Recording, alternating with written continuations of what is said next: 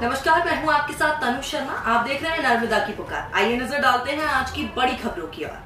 बुधनी उपचुनाव को लेकर बीजेपी और कांग्रेस दोनों की तैयारियां जोरों पर हैं। इसे लेकर कांग्रेस प्रदेश अध्यक्ष जीतू पटवारी ने कहा है कि ये चुनाव बीजेपी सरकार की तानाशाही कार्यप्रणाली पर लगाम कसने का चुनाव है। उन्होंने कहा कि हम बुधनी की जनता से ये प्रार्थना करेंगे कि लगाम लगाओ। जनता भारतीय जनता पार्टी पर लगाम लगाएगी तो गेहूं धान के सही दाम मिलेंगे, बच्चियों के साथ होने वाले अत्याचार खत्म होंगे और बीजेपी का अहंकार समाप्त होगा। कांग्रेस प्रत्याशी राजकुमार पटेल की नामांकन रैली में शामिल होने पहुंचे जीतू पटवारी ने कैलाश विजयवर्गीय पर भी निशाना साधा।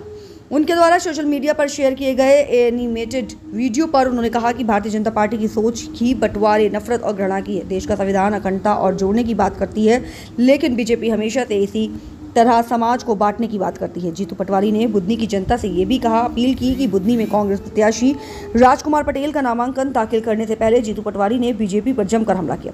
उन्होंने पत्रकारों से बात करते हुए कहा कि हम जनता से प्रार्थना करेंगे कि लगाम लगाओ, बीजेपी पर लगाम लगाओ तो गेहूं के दाम 2700 मिलेंगे, धान के सही दाम मिलेंगे। लगाम लगाओ है, उस पर लगाम लगेगी, इसलिए इसके लिए उस पर लगाम लगाओ। बुधनी की जनता को लगाम लगाने की अवसर मिला है। देश के कृषि मंत्री हैं और किसान का बेटा अगर 6000 के दाम की बात करता है फिर भी वो सुनते नहीं हैं तो उन पर लगाम लगेगी। अगर बुधनी की जनता चाहेगी तो बीजेपी की सोच और अहंकार लाइन पर आएगा। 1 या 2 सीट से सरकार पर कोई परिवर्तन नहीं आएगा, लेकिन इन 2 सीटों से जनता बीजेपी को सबक सिखा सकती है और कांग्रेस बुधनी और विजयपुर दोनों सीटें जीतेगी। बस इन लोगों को जनमत को हराना भी आता है, हर प्रकार की शक्ति का उपयोग करते हैं, धन बल सब कुछ। तो मेरा तो आपके लिए आग्रह है, अगर हम नैतिकता के रास्ते में चलना चाहते हैं, हम एक सुंदर एक ऐसा समाज बनाना चाहते हैं जहां सबका सम्मान हो, सबका आदर हो।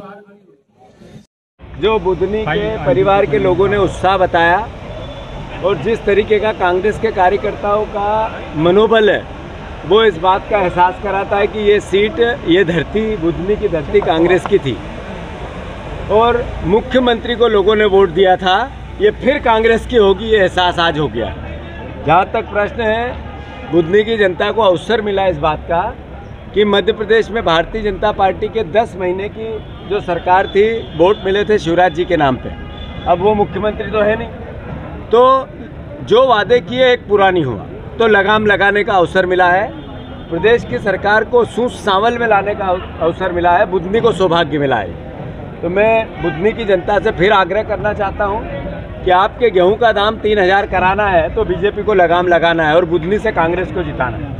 अगर आपके धान के दाम 3100 कराना है तो बुधनी को अवसर मिला इस बात का कि बीजेपी पर लगाम लगाओ और कांग्रेस को जिताओ। अगर बहनों की आबरू बचानी है, करप्शन को कम करना है, बीजेपी के भ्रष्टाचार को हटाना है, ड्रग्स से, नशे से आपके बच्चे को बचाना है तो बीजेपी को लगाम लगाना है। तो बुधनी की जनता इसका अवसर उनको प्रदान हुआ है। राजकुमार पटेल जी हमारे जो प्रत्याशी सर्वसम्मति के प्रत्याशी हैं और एकजुटता से सब कार्यकर्ताओं ने इनके नाम पर सहमति दी। मैं मानता हूं उसी का एहसास आज की सभा में भी था, आज की रैली में भी था। पूरा स्वाभाविक रूप से प्रत्याशियों में भी थोड़ा तुलना हो रही है। तो एक तरफ है सांसद जी जिन्होंने एक काम नहीं किया, केवल सफ़ेद कोठी बनाने के अलावा, व्हाइट हाउस बनाने के अलावा, और एक तरफ है एक व्यक्ति जिसने कई प्रकार के आरोप प्रत्यारोप झेल के भी कांग्रेस के विचार को नहीं छोड़ा। मतलब अपने आप में ये एहसास कि किस व्यक्ति की पारिवारिक पृष्ठभूमि सेवा की है और किसकी एक क्लर्क से लेके कोठी तक की है, ये भी जनता बुधनी देख रही है, बुधनी की जनता देख रही है। तो मैं फिर से, ये कांग्रेस की सीट थी और फिर कांग्रेस की सीट होगी। फायदा मिलेगा क्या आपको? बीजेपी का वो अंदरूनी मामला है, बाकी बातें मैं भाषण में बोल चुका हूँ।